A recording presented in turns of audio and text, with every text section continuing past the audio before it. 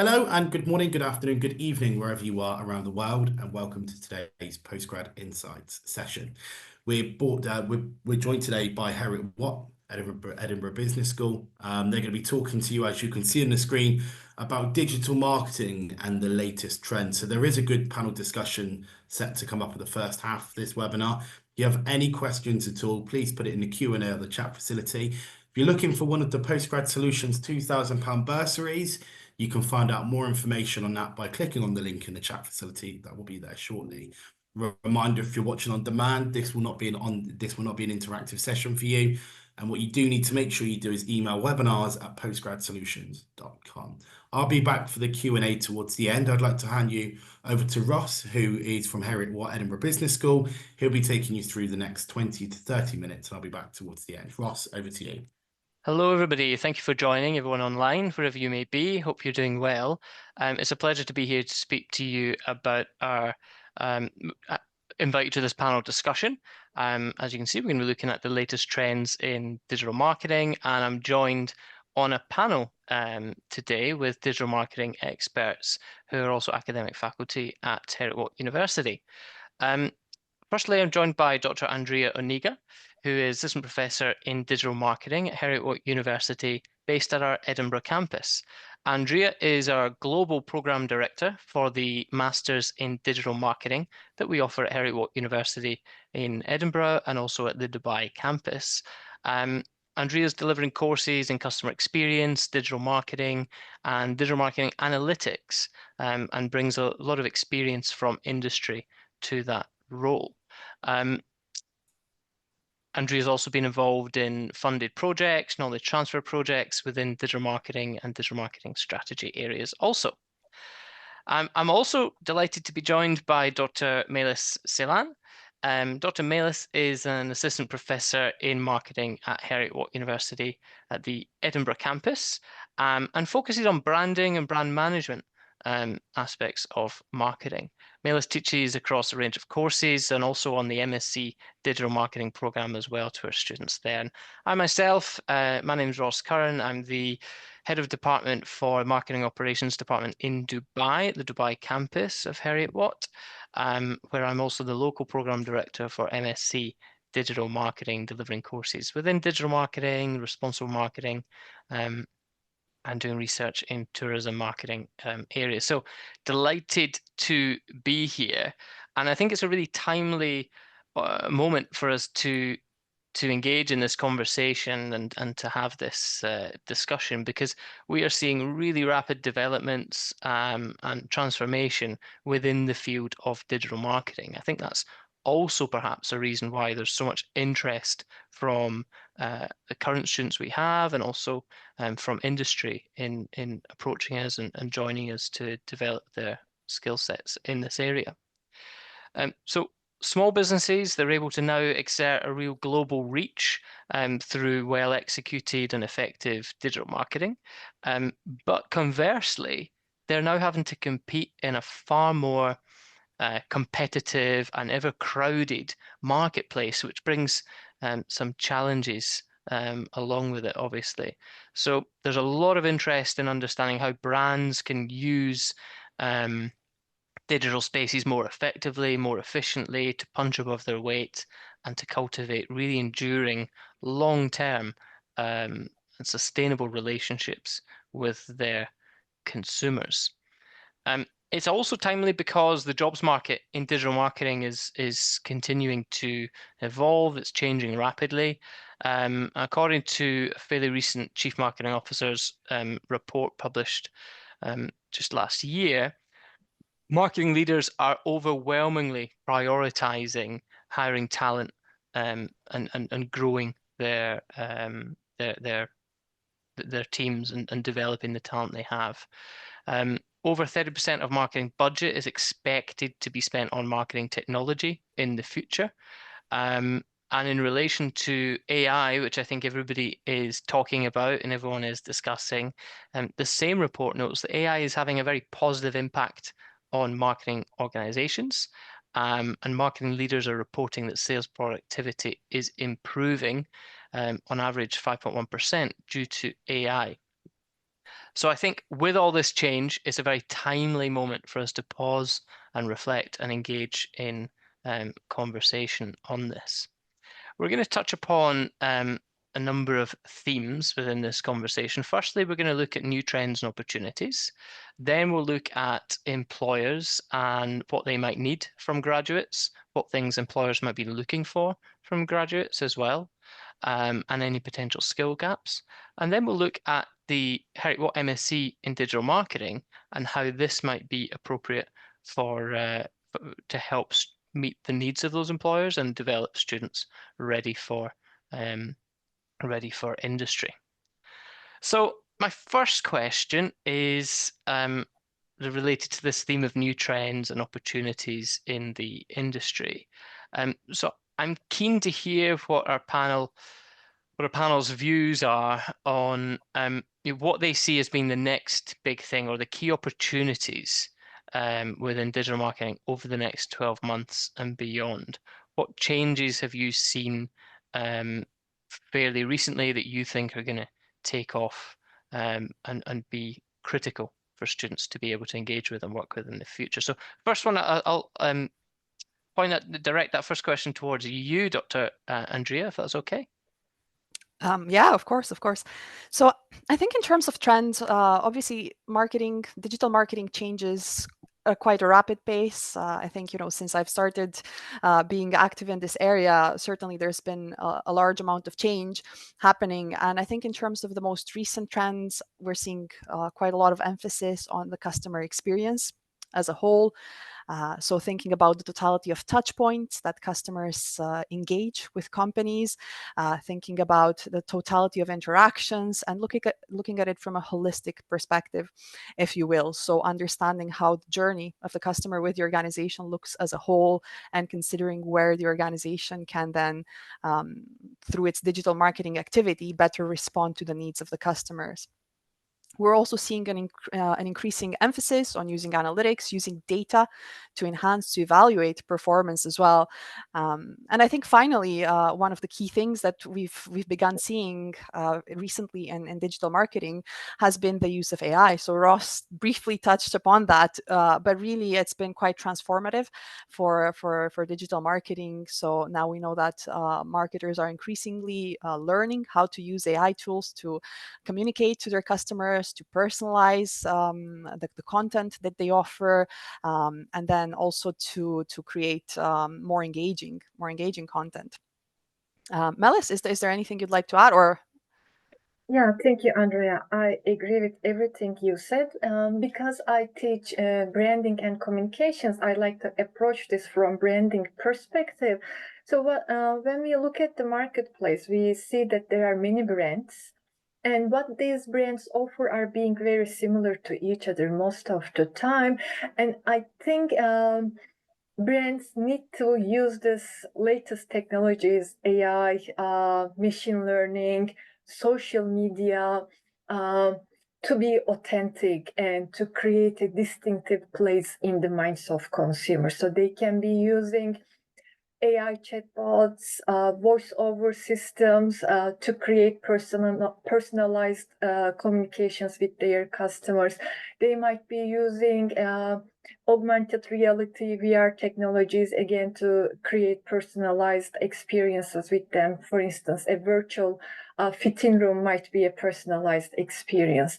They might be using social media to create strong emotional bonds. So they might be creating online communities. And we know that brands that create the biggest advantage for themselves are the ones who create a strong emotional bond with their customers, because branding is not only about offering some products or services under some brand names.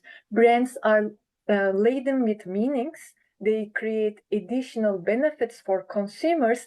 And when people love this extra emotional, cultural benefits of brands, then brands are creating a strong marketing advantage for themselves. And so to be authentic and to create that distinctive place in the minds of consumers, all brands should definitely use all these digital tools to create those personalized experiences and stand out. Thank you, Melis. And I think we can see it when we're talking about AI, really how there can be applications to do that, and that's really exciting to be in a position, in our whether it's in our research or whether it's in our classrooms, to be able to explore that. That application of AI towards supporting exactly what you're talking about there. I think just as a follow-up, and I think I know what your response might be to this one, Melis, but in terms of marketing strategy and developing really strong, relatable, effective brands and branding communications, do we see this new technology, these new trends are going to be really tying into that? So they're helping us do what we've already kind of established is critical to do, but maybe in a more efficient way? Yes, I totally agree. So these are tools to create a marketing advantage, but also all companies, brands should remember that fundamentals of marketing have not changed. So we need to know how to efficiently segment the market and find the target audience. We need to know how to efficiently communicate with our potential customers. So we need to analyze what their lifestyles are, what communications tools they are using. So fundamentals of marketing are same, and this latest technology is just some new tools that companies use for their own advantage. Excellent, thank you. And Dr. Andrea, anything else you'd like to add on that point? I completely agree with what Melis is saying. I think marketing does evolve all the time, and in particular digital marketing. But I think an understanding of the fundamentals is always crucial. So it's about adapting the fundamentals to the new context and to the changes that we see in digital marketing. Excellent, absolutely, and I couldn't agree more either, to be honest. Those fundamentals are now being, yes, disrupted, yes, affected, but they are enabling us to do marketing more effectively, to build relationships with our audiences and our consumers more efficiently, more effectively, and in a more personalized way, one would hope. So thank you. Moving on now to talking about industry and the needs of employers, and what we're trying to instill within our graduates. I'm really keen to hear a bit more about what employers might be looking for in an idealized, in an ideal digital marketing graduate. Are there any characteristics or skill sets you think would be really important there? So I'm happy to start with this one. I think, in terms of the skills that digital marketing graduates need, well, we have quite a lot of information, quite a lot of data from industry surveys, so that there's quite a big digital marketing analytics gap. So a recent Marketing Week survey from just last year found out that over a third of the marketers that were surveyed in that particular survey said that there was an analytics gap in their team. So this suggests that this is one of the top skills that is needed in the field at the moment. And I would say this is also a key area where graduates can differentiate themselves in the job market. So if you do graduate from a degree that offers you an introduction to these skills, such as our degree in digital marketing, or MSc in digital marketing, which does have digital marketing analytics, a digital marketing analytics course in it. If you have completed such a course, that could offer a differentiation in the job market, because it is a skill that is needed, and marketers in the field recognize that there is an increasing need for this skill. I think in terms of skills, we're also seeing an increase in the need for customer experience skills. So that's why we're also offering this in our degree, which has a course in customer experience. So this need to understand consumers and their journeys and how we can design these journeys to enhance the experience. And of course, beyond these very subject-specific skills, we also see a need for more transferable skills. So thinking about critical thinking, the ability to solve problems, the ability to work effectively with others, and also the ability to adapt to the changing needs of various stakeholders. Thank you. Yeah, no, I absolutely, and I think it's great to know that there's analytics is one of the examples you've given of a key skill that is certainly in demand in industry, but that's embedded within the program Heriot-Watt in digital marketing. And I understand that also there's a close collaboration in that course with industry partners to ensure that it's really responsive. Yes, you're totally correct, Ross. In that particular course, we do engage with practitioners to make sure we give our students the latest knowledge and the latest skills as well. And this way we also ensure that they do have an understanding of applying their knowledge in a practical environment. So going beyond the classroom to engaging with clients and thinking about how to apply their skills in the context of real world data, and provide recommendations based on that data as well. Excellent. That sounds really, really applied and really innovative and really useful for students taking that course. Dr. Malis, just if I can kind of hand it over to you for your thoughts on what are the kind of skills that employers are going to be valuing and looking for among graduates. Again, I agree with everything you indicated. I just want to emphasize the importance of some soft skills. So one of them is critical thinking, as Andrea mentioned. In addition to this, presentation skills, communication skills, collaboration skills, and time management skills are being very important, because when you are given a task, probably you have a limited time to work on that task.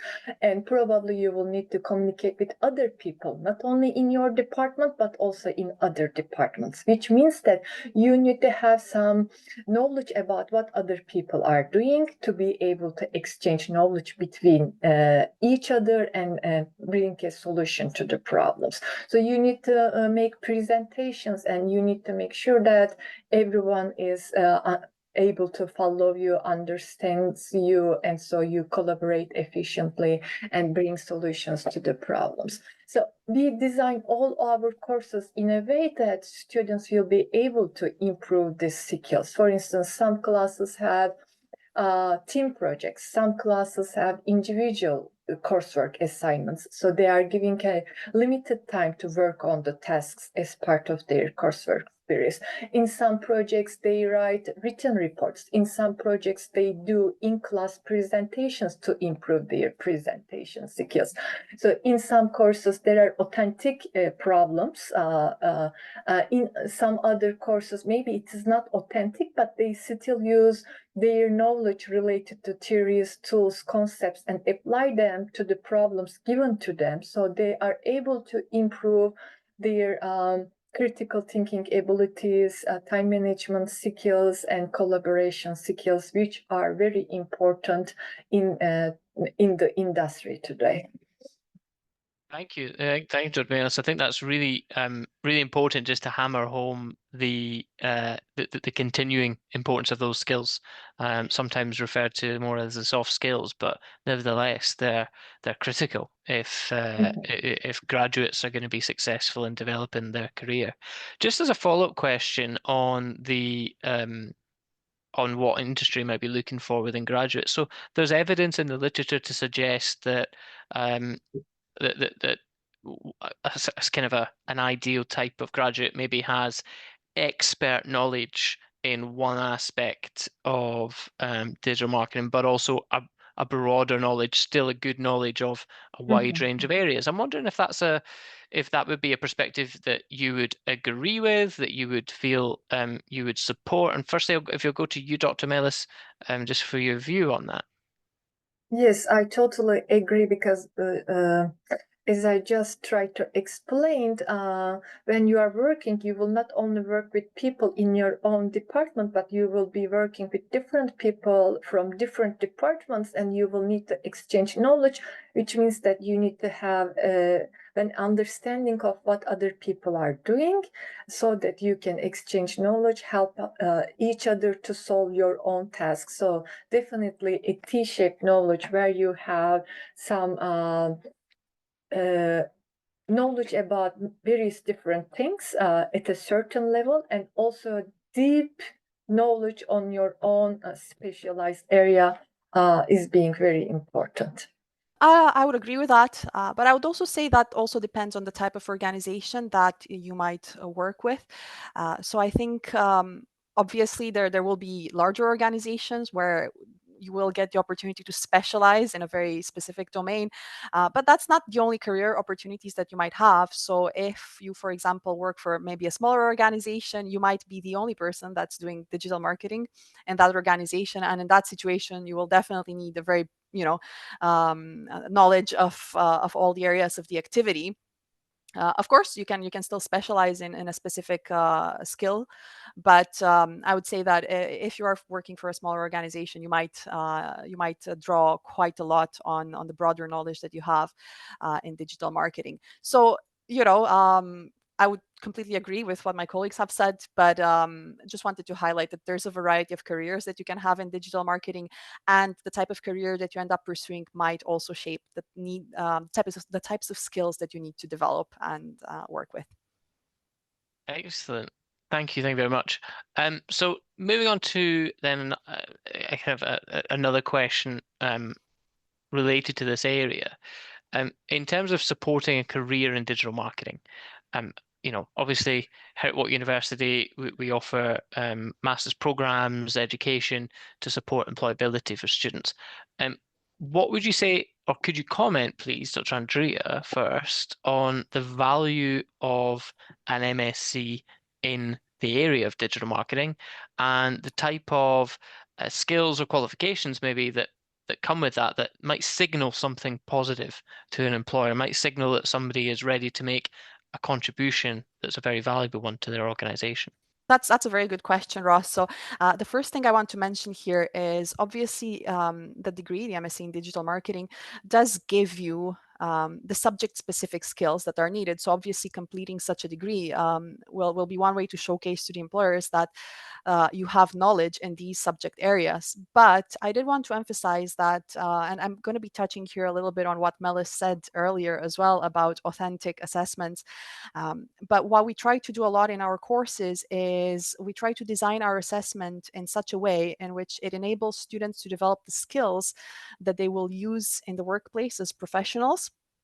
And our assessments are designed to reflect real world problems and provide a realistic context. So that's what we call authentic assessment, because this type of assessment is what students can really use to make their CV stand out more. So it's about showcasing, providing the evidence that you have developed these types of skills as part of your degree. The other thing related to our degree that is relevant to this question, I would say, is the MSc in Digital Marketing recently received our CIM, the CIM Employability Program Award, which is a recognition of the focus that we have on building employability skills to prepare graduates for professional employment.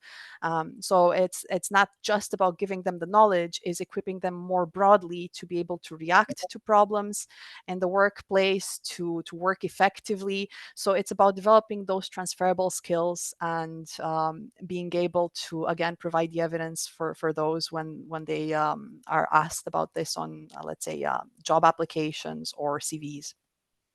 Excellent.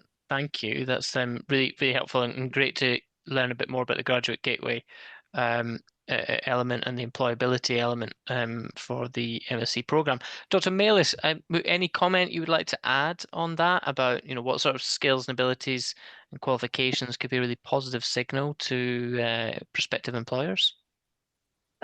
Yes, Rose, maybe I can talk a little bit more about CIM. So first, it stands for Chartered Institute of Marketing. It was established in early 1900s. It's very prestigious. The members are very respected. And it was established to support marketers for their professional developments. And so there are many opportunities for members here. So, for instance, there are network benefits. There is a huge library of marketing resources. They hold virtual events, conferences, workshops for their members. And there are also qualifications. And of course, there are some prerequisites for these qualifications. For instance, some work experience, some postgraduate diploma, but this certificates, these qualifications will help their members find the job they are looking for, improve their careers. So it is being very prestigious, very recognized, and our program is accredited by Chartered Institute of Marketing. So this will be a huge benefit for our students for their own careers. Fantastic, thank you. I can imagine that would be very kind of reassuring as well for prospective students to see that recognition from such a well-established and industry recognized institute is offering. So that's excellent to know, and clearly a very valuable asset for such a program. I'll just move on to my final question now, if time allows, which is just to try and get a bit of your insights, first of all, Dr. Andrea, on the biggest threats that you see that might be affecting the sector over the next 12 months, over the next 24 months. I know it's very difficult to get into the sort of the game of prediction, but are there any threats that you see that could be affecting the sector on the horizon? Well, I suppose, well, this one could be considered a threat, but it could also be considered an opportunity. And I think here it's about AI. So particularly, we've seen a lot of development recently and AI technologies, generative AI as well. So this could be considered to be a threat, but arguably it could also be an opportunity at the same time for marketers to upskill, so to advance their skills in this area. It could be an opportunity to enhance creativity, to enhance productivity. But at the same time, there are some problems. So marketers must be careful to be ethical in their approach, to avoid, using AI in a way in which it reinforces existing biases. And of course, there's a need to fact check the content that's produced by any AI tool as well. So there's a need to be critical about it, which is great, because that's one of the skills that we try to embed within the program, this ability to think critically. So that's something that can be applied to a variety of new situations and technologies. And it's something essential when working with AI. So sometimes these new technologies, we can see them as great opportunities and real positive disruptors, but sometimes there are challenges associated with them for sure. I wonder, Dr. Panelist, do you have any comment to add on that question there? Again, it's the $1 million question. Yeah, so I would like to remind one more time that fundamentals of marketing have not changed. So companies might be creating a threat for themselves if they ignore the importance of fundamentals of marketing, and they just think that if they use the latest technology, they will create a big advantage for themselves. But let me explain this to you with a very simple example. So let's say we are using AI recommendation systems and we are offering a discount deal for baby products to a person who is not a parent, which means that we completely wasted our resources because we overlooked this important aspect of segmenting the market efficiently and finding the true target segment to advertise our products. So all companies need to remember that they need to study fundamentals of marketing, and they should use the latest tools to efficiently execute their strategies. Another problem I might think of is concerns about data privacy. Companies need to be transparent around this, like how and why they are collecting data. Are they really collecting necessary data? How they are storing it? Whether it is shared by other third parties or not. Companies who are being transparent on these issues, on this data privacy issues, will create an advantage for themselves. And lastly, I also want to talk about my research here on brand blunders and brand mishaps. We see them quite often in social media, and my research shows that especially loyal customers develop negative attitudes toward brands who create brand blunders. So companies really need to make sure that the messages they are sending over digital platforms to their potential customers are not interpreted negatively. So they need to make sure that the message they want to convey are interpreted in the same way they intend to do to please their customers and to maintain their positive, strong relationships with them. I think that's really, really insightful, Melis, there, especially when you're talking about data protection. Of course, there's so much more data being generated all the time than ever before. So that's going to become increasingly important. But absolutely, and fantastic to hear your research insights, clearly active in contributing to literature in this area. Really, really insightful. So thank you. Those are I think we can summarize certainly by suggesting that for sure this is an area that is rapidly changing. Perhaps that's why it's so exciting to be involved in the delivery of courses and programs within that area, because it's continually changing and being updated, and there are new concerns always on the horizon, but also new opportunities, as Andrea noted.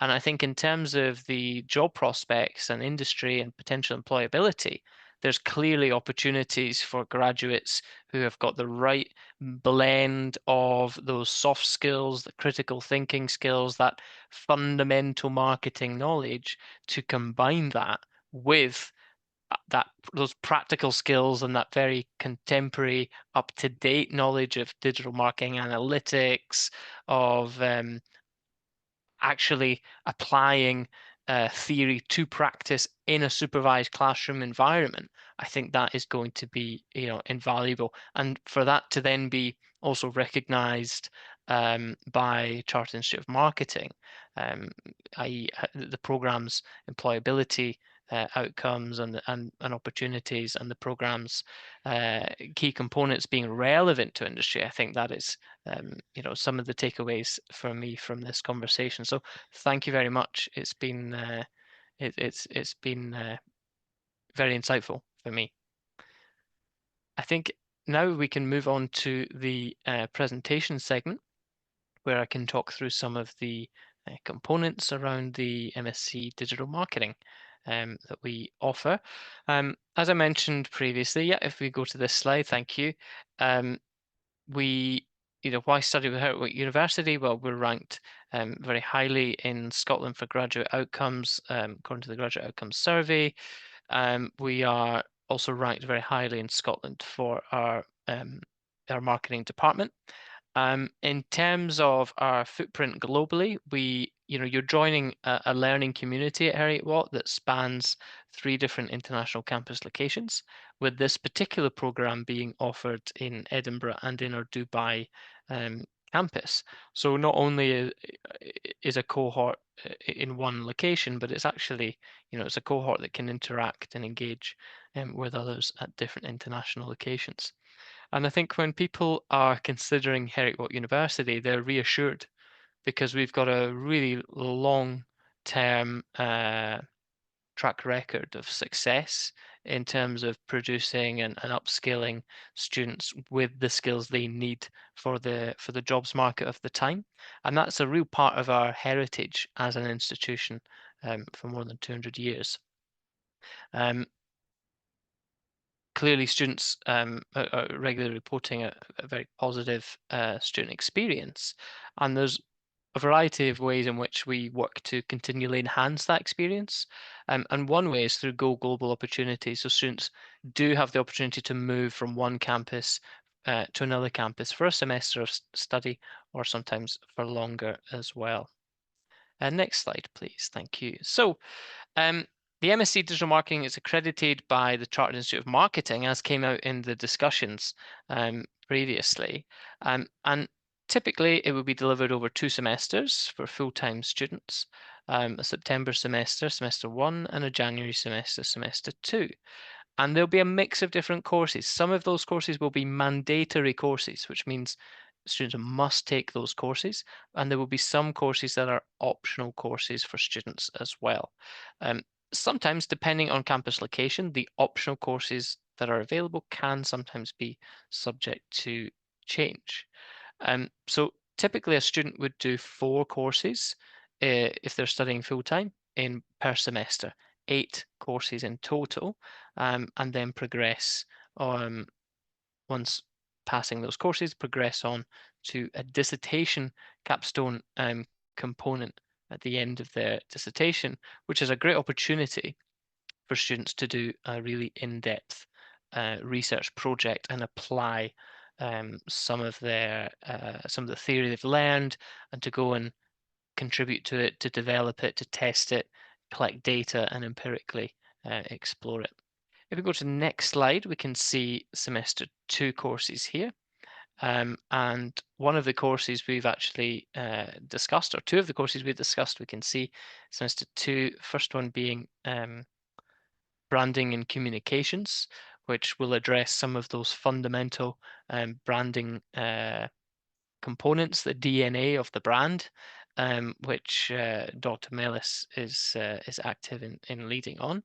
And then you'll notice also the other course that we've actually referenced as well, this importance for digital marketing analytics. Well, here it is as a course in semester 2, where students have the opportunity to work with representatives from industry and apply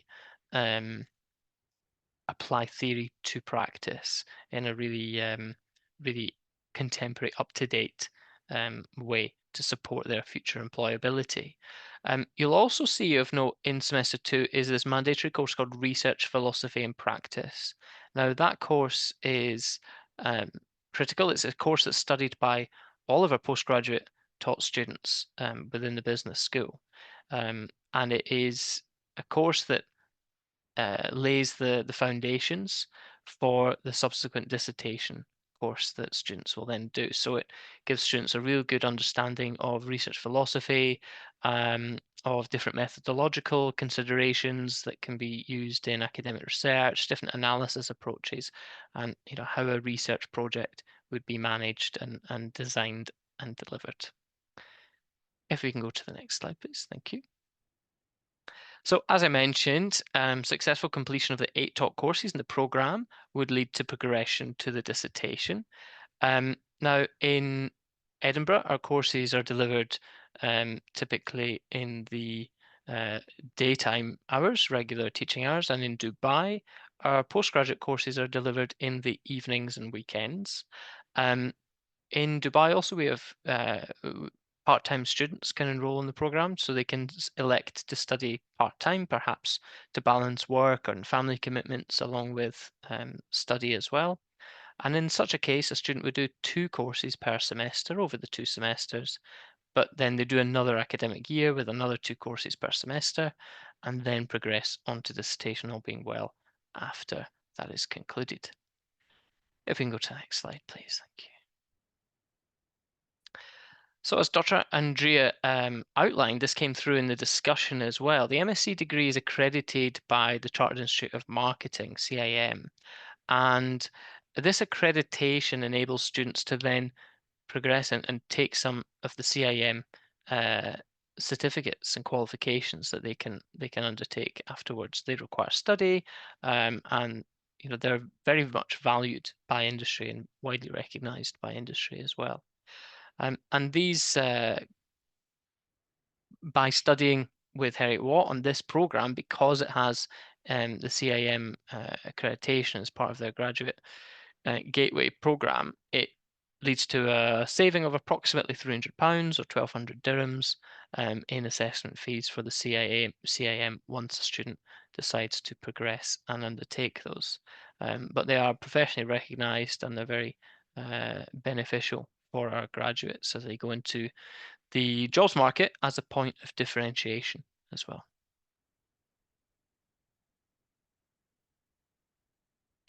And it's backed up by the statistics. 60% of CIM graduates are more respected at work, and 35% of marketing leaders have a CIM qualification, according to the institute themselves from research that they've undertaken. So there's clearly career benefits towards the CIM qualifications and obtaining them towards the end of your study or upon completion of your study of your master's program. And fairly recently, we've now we received the Employability Program Award. So the program has been judged by CIM and its industry partners. And this award is based on evidencing 8 employability capabilities that are embedded within the course materials that employers are looking for within industry today. So graduates, upon completion of this program, we would expect to have a really competitive CV and a very attractive CV for employers. So it's another, it's an additional benefit, if you like, from taking on a program in digital marketing with Heriot-Watt University. For more information, if anybody is keen to explore the program web pages or more information about the CIM accreditation, please feel free to scan the QR codes, or if you prefer, you get in touch, we can share the links with you to the relevant pages. Through the Heriot-Watt website, you can access program information for Dubai and also program information for Edinburgh campuses as well. And on the CIM webpage as well, you'll find a lot of supplementary information about their accreditation processes and what it means to study on a degree program that has the CIM accreditation as a graduate gateway. So I think we will just take a moment to thank everybody for joining. It's been a pleasure to have everyone here. And if there are any questions people would like to raise, myself and Dr. Panelist, Dr. Andrea, we're here. We're more than welcome to address any questions or queries that anybody may have. Thank you. Thank you, Ross. I really appreciate your time there. It was a great panel discussion to begin with. I always find it fascinating to hear of subject areas which are relevant and moving with the times as well.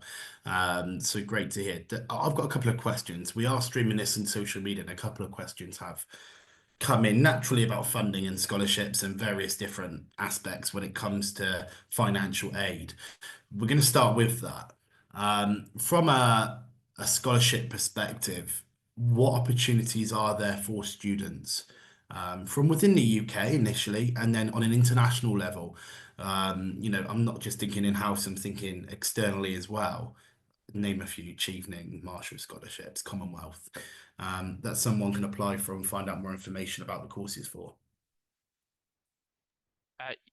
Yep, I'm happy to take that from a Dubai perspective, Yeah. and then I'll pass over to my colleagues based at Edinburgh campus. So we do advertise some scholarship opportunities that are scholarships provided by the university. We advertise them on our website. The best way to learn more about those would be to reach out to our recruitment and admissions team, who will be able to share with students the latest relevant scholarship opportunities that we have at the Dubai campus that could be relevant to them. So we do have regular scholarships. We have we have information we can share with students about those. If they contact the recruitment and admissions team at the campus they're seeking to study at, they would be best placed to give them the latest, because they're changing quite regularly. They'd be the best place to give the latest scholarship information. I would imagine it's kind of the same answer for the Edinburgh-based courses as well, Andrea and Melis as well. So is that the case? Go onto the website, speak to the recruitment teams. I've caught up with the team; they're a great bunch. So they're there to help. Yeah, I would completely agree with that. So the website does contain a list of the most up-to-date scholarships, because again, like Ross said, these do tend to change. So yeah, either get in touch with the team or look at the website as well. And if you find anything, any scholarship that you meet the requirements for on the website, that could be a good one for those who are watching. Excellent. Yeah. And Ross, I want to come back to you in terms of the digital marketing aspect of it. I mentioned just a moment ago how it's always evolving.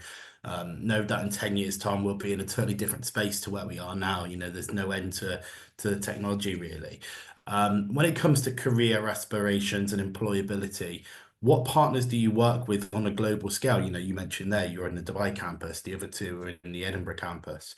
What opportunities on a global scale are there to work from not anywhere, but you know, ultimately help you with whatever you might want to do around the world?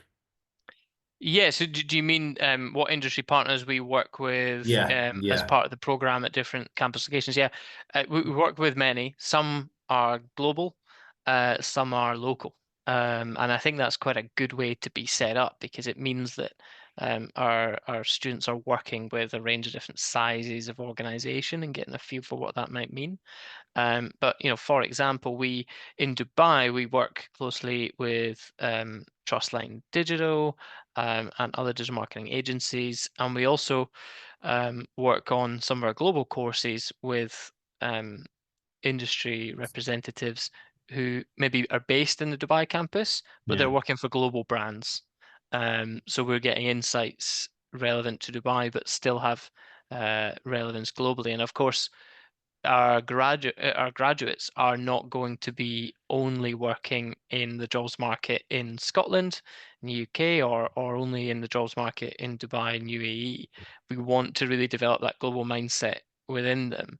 And I think by having the Go Global program, which we offer at the university, it does enable students to have the opportunity to transition for a semester of study at another campus and get that global uh, cultural exposure and develop that cultural intelligence. But they're also doing that within the within a context where there's a familiarity with how the courses are delivered, the marking expectations, the grading expectations, because those Mm. things are consistent across the campus locations where we offer the programs. So we definitely emphasize developing ability to work in different cultures and different markets has been really, really critical in many of our courses and programs. And we have structural aspects of our programs that help facilitate that. And we also work with industry partners globally, locally, and everything in between. Okay, and a question that I would have as well, it's a bit more of a admissions question, so apologies if it's a bit out of your knowledge pool. When it comes to English language requirement, there will be a lot of people that will be saying that they might be from an African nation, South American nation, where their English is not up to scratch. What requirements are there? And if they're not up to speed, is there anything that you would offer in terms of a program or some additional help to help them get to that level that they need to get to? Yep. So there are English requirements, English proficiency requirements for students joining our programs. Typically, they will demonstrate capability using the IELTS tests. On the website, we have the latest IELTS levels that we would be expecting for English proficiency to be able to join our programs.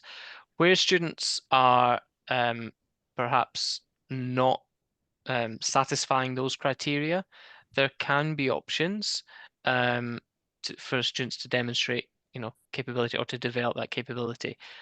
These vary between campus locations. So, you know, in the Dubai campus, there isn't the same kind of pre-program, which I think there may be in Edinburgh. So we'd have to get back to you on that one for the details.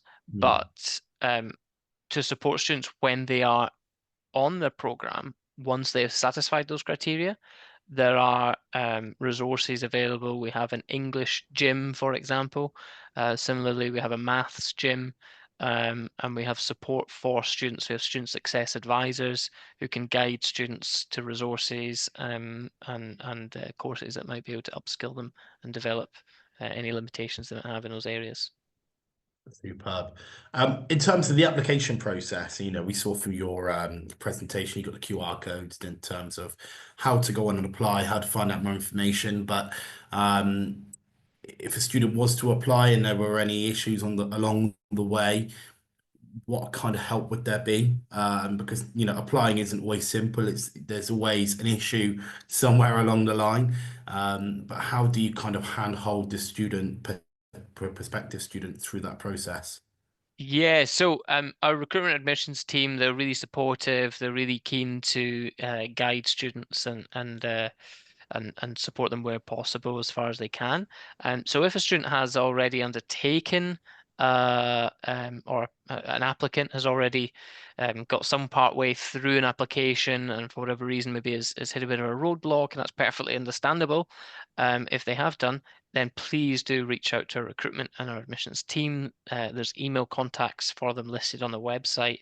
They will get back to you. They will happily set up a Teams meeting or a call, and we'll be able to guide students through that process. Superb. And when students are looking at their potential options, one of the huge benefits Heriot-Watt have got are their multiple campuses in various different countries, of course. When a student is deciding where to study and what to do, what are the key things they're looking for? Would you advise them to look within the intricacies of the course itself, depending on where they're going? Or would you say, kind of follow your gut in terms of where you would prefer to study? I think that's a really good question. I'll pass that over to my colleagues in a second to hear their views on it as well. But I think for me, it'd be a little bit of both. I mean, go with what you're passionate about. Go with what your heart is kind of telling you is where you should be. But of course, be mindful of, are you selecting a program because you want to then work in that industry and that area afterwards? Okay, if so, of course, choose your program carefully. Choose a program perhaps that's going to have employability enhancing accreditation. Choose a program that's perhaps going to make you apply theory to practice in tutorials, in workshops with industry partners guiding you through that process. Choose a program that's going to make sure that you still have those fundamental building blocks of marketing knowledge and those soft skills that are going to help you accelerate your career. So that, for me, it would be a bit of a combination kind of answer, but I wonder if my colleagues have any Yeah, it'd other. be good to hear from everyone on this matter, because I think that there's often so much, follow your heart rather than your head sometimes. And look, these students, they're quite intelligent students. The fact is they've graduated from an undergrad course already. So they're now going on to do their master's level course. And, where do you two stand, Andrea and Milis, in terms of, should you be looking specifically at the course and what that entails, or should you be going, I would love to study there, and that's somewhere I want to be, and also employability options at the end of it also. Andrea, if I start with yourself. I think I would have to agree with Ross. I do think it's a mix of both. I mean, you do have to have an interest in the subject. I think that's very important because it is an intensive degree, and you have to keep motivated. But yes, of course, it's also important to think about the opportunities that you're going to get during that degree to learn more than just the knowledge, to apply the knowledge, to develop employability skills. So really, I would say it's a mix of both from my perspective. And from yourself, Milis?